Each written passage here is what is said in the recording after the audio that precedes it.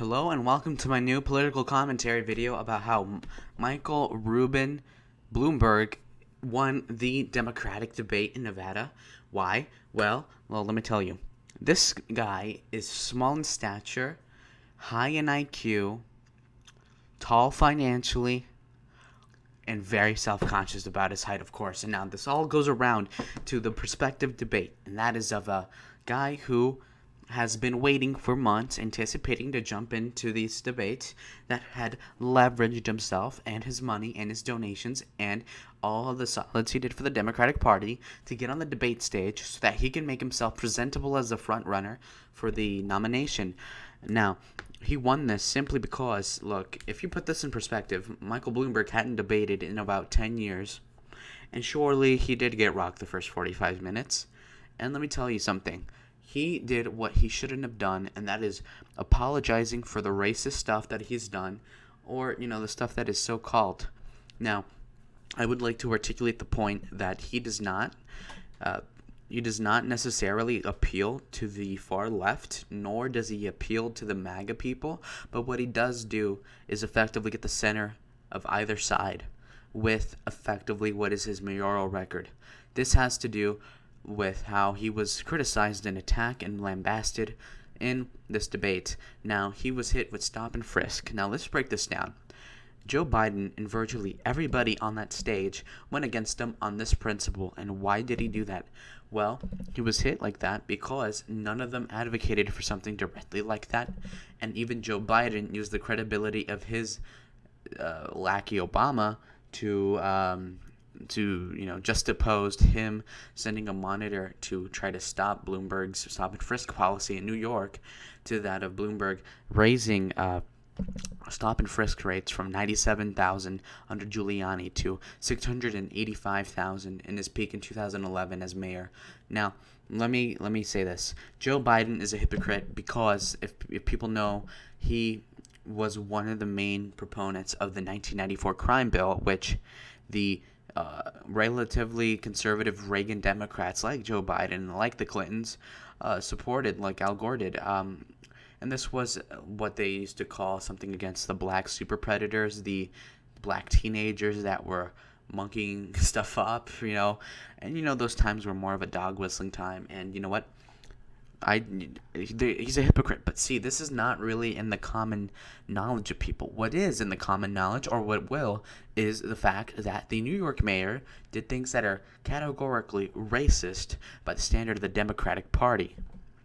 Now, this is completely about optics, because if you were to really break it down, you can definitely argue that while debatably constitutional, stop and frisk did indeed help put a dent into the petty crime and the confiscation of illegal guns, etc., having the murder rate and stuff like that. And while you can make that philosophical argument, the Democrats are completely against it. And like I said, optics do matter. And simply put, this Jew that looks white enough is going to be lambasted for the privilege and the elitism that he is obviously basked in, and his never-ending arrogance in saying that 95% of the murders are by minorities or whatever the crime. And while he is right that it's like 93.2%, it still comes off the wrong way. His phrasing is completely has no reproach for the Democratic Party of today, and he just simply seems like a guy that would have done well with the Democratic mainstream of 25 years ago.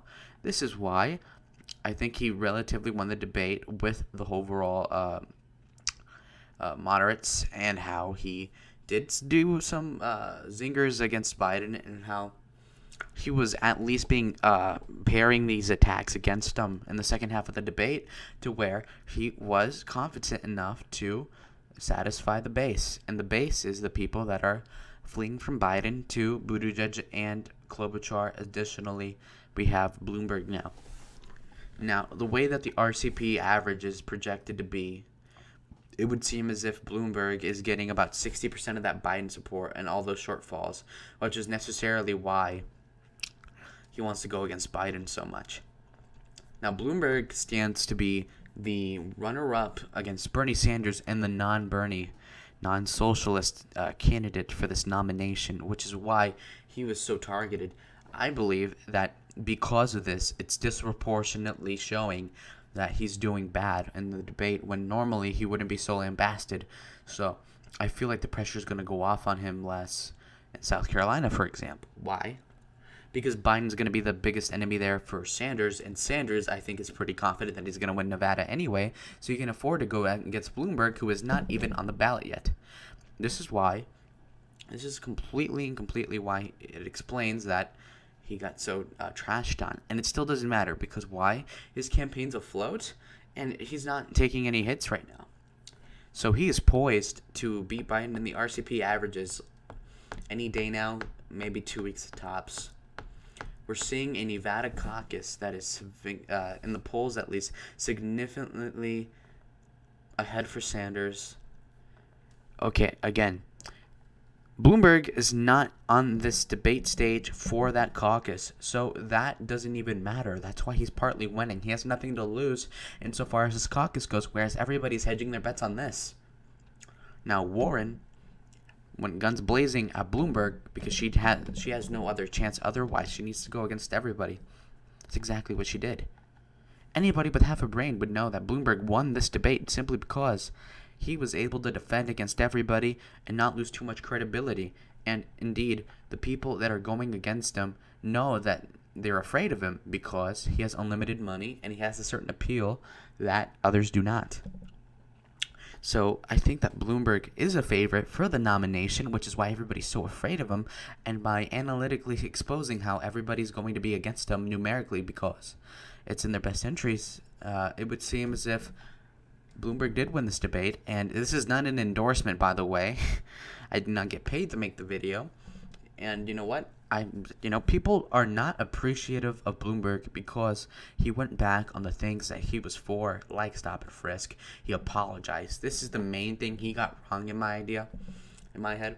Whilst I believe that he did fight back effectively by not apologizing later on. This is the very good key. He did bad being rusty from not debating for so long on a big stage.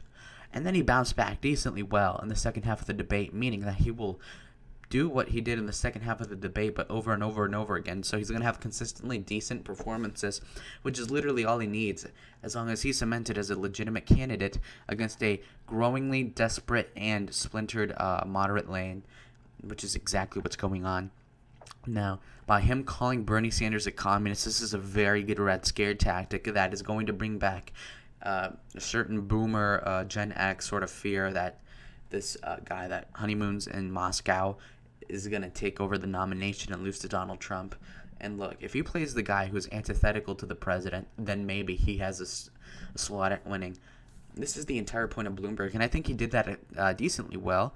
And see, people hedge their they put so much effort and time into debate prep that Bloomberg clearly did not have, because they want fundraising. They want to show that they are competent in debate and that they're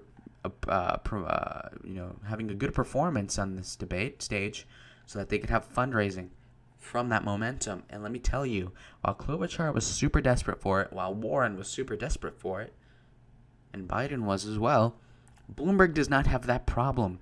So yes, he would appreciate having a good performance so that he could cement his credibility as a clear candidate for this nomination, and a legitimate one at best as well.